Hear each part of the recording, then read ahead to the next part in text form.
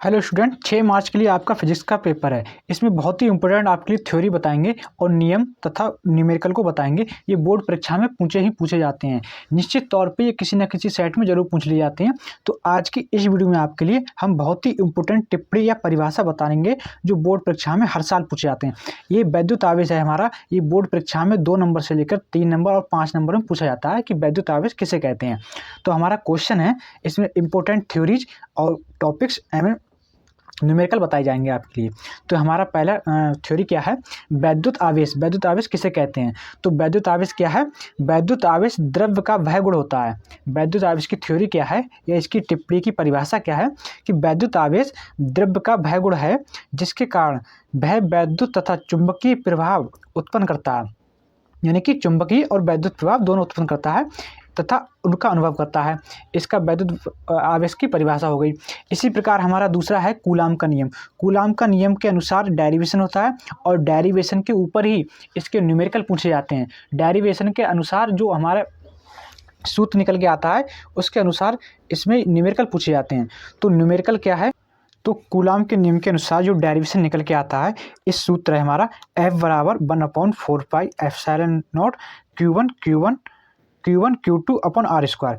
इसके अनुसार भी हमारे न्यूमेरिकल पूछे जाते हैं। तो कूलाम का नियम क्या है? किन्हीं दो स्थिर बिंदु आवेशों के बीच कार्यरत वैद्युत बल दोनों आवेशों के परिणामों के गुणनफल के अनुक्रमानुपाती तथा उनके बीच की दूरी के वर्ग के व्युत्क्रमानुपाती होता है। यानी जो कूलाम का नियम है वो ये है, F बराबर 1/4πε0 Q1 Q2 अपन R स्क्वायर। इसके अनुसार भी न्यूमेरिकल पूछे जाते हैं। और दूसरा क्या है, हमारी गॉस की प्रमेय। तो गॉस की प्रमेय बहुत ही इंपॉर्टेंट है। ये बोर्ड परीक्षा 2022 में पूछी गई है। ये सबसे हमारी हाईएस्ट नंबर में पूछी जाती है, यानी कि 5 नंबर से लेके ये 3 नंबर, 4 नंबर और 5 नंबर में पूछी जाती है। तो गॉस की प्रमेय क्या है? किसी बंद पृष्ठ से गुजरने वाला वैद्युत फ्लक्स उस पृष्ठ द्वारा परिबद्ध कुल आवेश, वैद्युत आवेश 1/4πε0 में केवल ε0 के बराबर होता है अथवा गुना होता है। तो इसमें क्या है, इसके अनुसार भी न्यूमेरिकल पूछे जाते हैं। ये हमारा फाई ई है। ई क्या है? इलेक्ट्रिक, यानी कि वैद्युत है, वैद्युत आवेश है। Q/ε0 0, इसके अनुसार भी न्यूमेरिकल पूछे जाते हैं। इसी प्रकार ये हमारा तीसरा क्वेश्चन है, संधारित्र किसे कहते हैं? ये 2 नंबर में पूछी जाती है। इसकी परिभाषा जो है 2 नंबर में पूछ ली जाती है। तो संधारित्र क्या है हमारा, ये बहुत ही इंपॉर्टेंट है। ये आप छोड़ के चले आएंगे पेपर में, लेकिन ये आपको लिखना होगा कि कैसे लिखना है। तो संधारित्र एक ऐसा समायोजन है जिसमें किसी चालक के आकार में परिवर्तन किए बिना उस पर आवेश की पर्याप्त मात्रा संचित की जा सकती है। तो संधारित्र क्या है, आप ध्यान से देखिए दोबारा से। इसमें आकार में परिवर्तन किए बिना उस पर आवेश की पर्याप्त मात्रा संचारित की जाती है। ये इसका सिद्धांत भी कहला सकता है कि आकार में अगर परिवर्तन ना करें तो उसको आवेश की पर्याप्त मात्रा संचित की जा सकती है। किसके द्वारा? संधारित्र के द्वारा।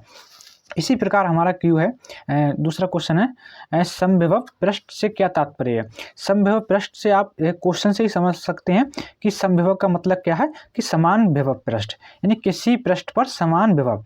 तो किसी वैद्युत क्षेत्र में खींचा गया वह पृष्ठ जिस पर स्थित सभी बिंदुओं पर वैद्युत विभव बराबर हो या फिर समान हो, समविभव पृष्ठ कहलाता है।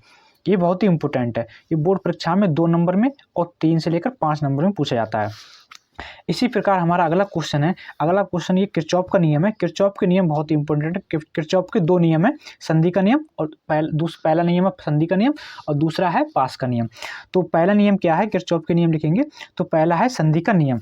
तो इस नियम के अनुसार यहाँ लिख देंगे कि इस नियम के अनुसार किसी परिपथ की किसी संधि पर मिलने वाली धाराओं का बीजगणितीय योग क्या होता है? 0 होता है। यानी धाराओं का बीजगणितीय योग 0 होता है। बीजगणित के अनुसार इसमें सिग्मा लगा दिया गया है।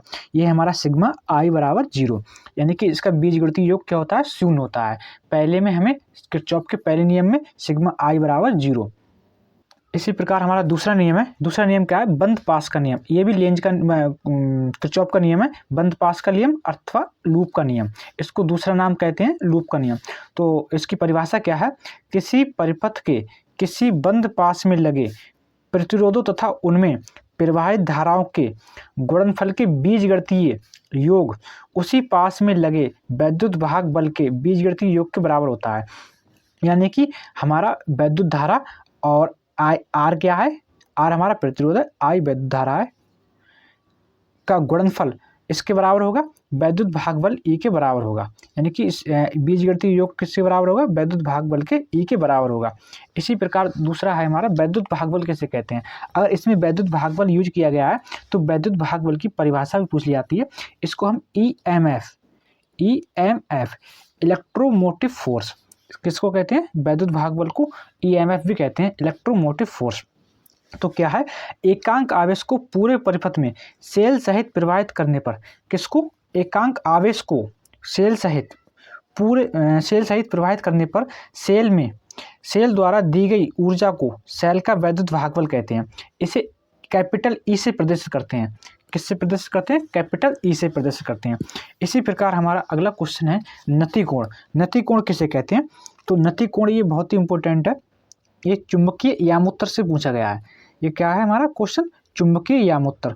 तो चुंबकीय यामोत्तर क्वेश्चन है, तो इसमें नति कोण क्या है, नति कोण वह कोण है जो चुंबकीय यामोत्तर में पृथ्वी के चुंबकीय क्षेत्र VE यानी कि वैद्युत चुंबकीय क्षेत्र VE की दिशा तथा क्षैतिज दिशा के बीच बनता है।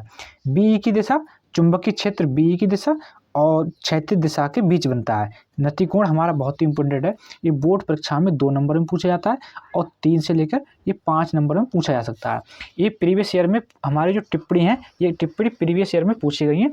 तो इन्हीं टिप्पणी को आपको ध्यान से देखना है। आगे वीडियो में और टिप्पणियों को कराया जाएगा, लेकिन आपको अभी इन्हीं टिप्पणियों को ध्यान से देखना है। आज आपका बायोलॉजी का पेपर था या मैथ का पेपर था, अब आप फिजिक्स की पेपर की तैयारी बहुत अच्छे से कीजिए। तो वीडियो पसंद आए वीडियो को लाइक करें एंड चैनल को सब्सक्राइब कर दें। बोर्ड परीक्षा से संबंधित आपके लिए डेली ऐसी वीडियो मिलती रहेंगी।